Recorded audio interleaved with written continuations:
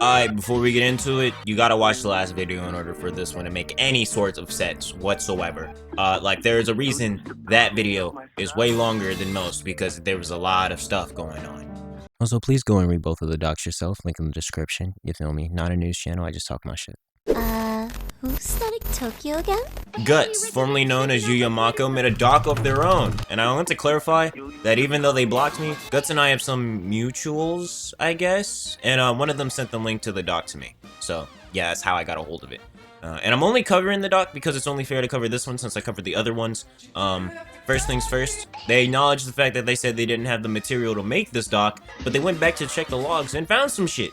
They also said after this doc, they moving the fuck on without being stalked and witch hunted. Shit, I didn't know niggas were that OD. They also said that Dojin doesn't need to respond.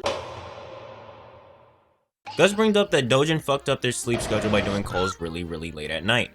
With them being a college student and sometimes having to wake up at 4 AM, it was hindering their ability to focus in class. Fuck all this bullshit, what the fuck? Which Dojin was aware of. And in terms of interest, Guts would usually cater to his interest, and their interest was left for last. In terms of gaming, they barely got to play anything unless it was a collab on stream, or Overwatch, which was only 2 times.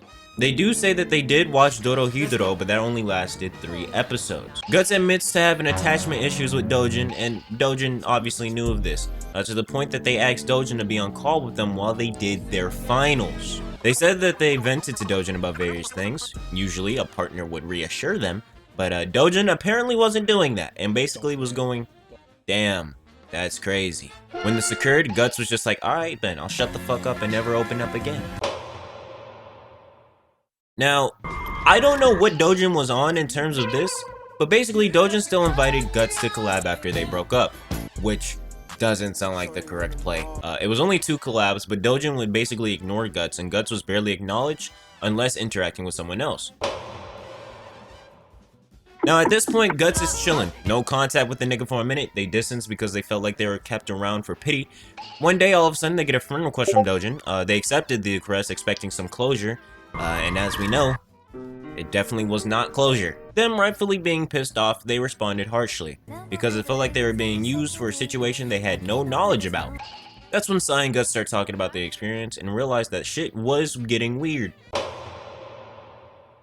They admit to being hypersexual due to some past abuse, but they said that they weren't the only ones asking for some. Freaky ass, hungry, glizzy ass. And that if they did ask and Dojin refused, they would just return to chilling, and then they show a screenshot of Dojin also asking for some. Freaky ass. Which contradicts Dojin's claim in his doc, which I went over in the last video. You really gotta watch that in order for this shit to make sense. Again, the screenshots look weird. Again, I really want an explanation on why they look like this, but the times match up, so I can't complain. And when Guts would refuse, he would proceed to mute, and not great. No good. I guess you could play devil's advocate and be like, why would Guts stay in call? The whole when I see piss, I move argument, you know? But also, just don't meat slap and call with someone that isn't down with it. Muted or not. It's weird.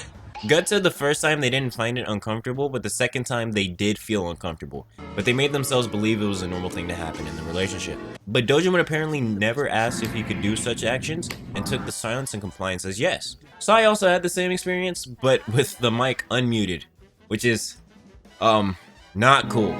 Guts and Dojin were both comfortable being openly flirtatious on VC and sending suggestive memes to each other, and that Dojin was the first one to send a suggestive meme. And Dojin would even talk about making audios for Guts when he learned that Guts listens to ASMR. It wasn't even like 18 plus ASMR, it was just normal stuff to go to sleep.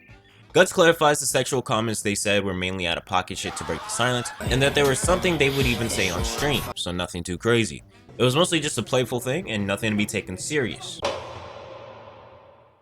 Guts clarified that their experience did not involve drinking, that was only in Sai's experience, and that Dojin didn't read the doc thoroughly enough.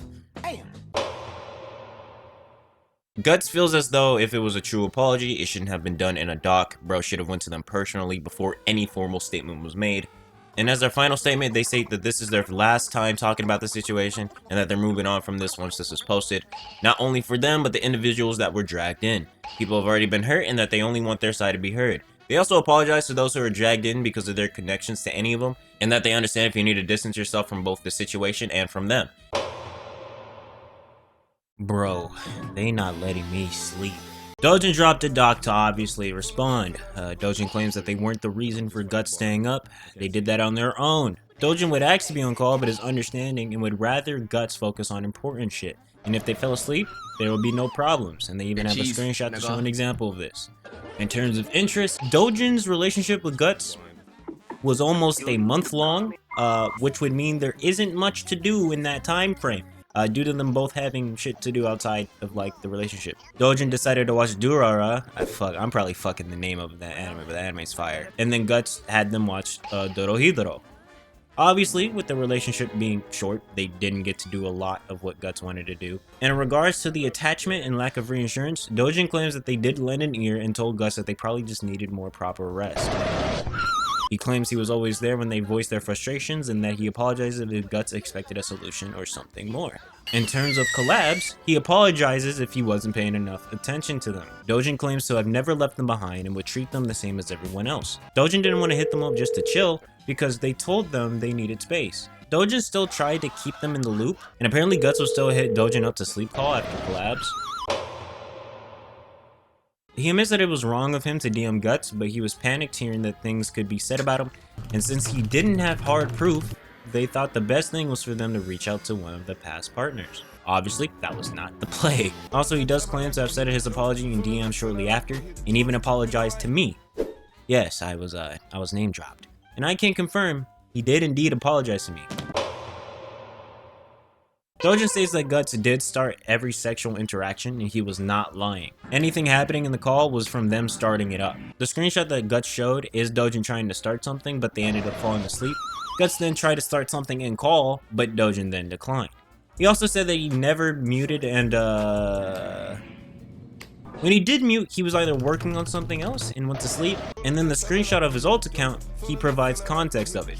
Dojin was still on call on his PC with Sai, while he was also on the phone with Sai, and that they were just joking with him, and he also claims that the whimpering audio to Guts was a joke.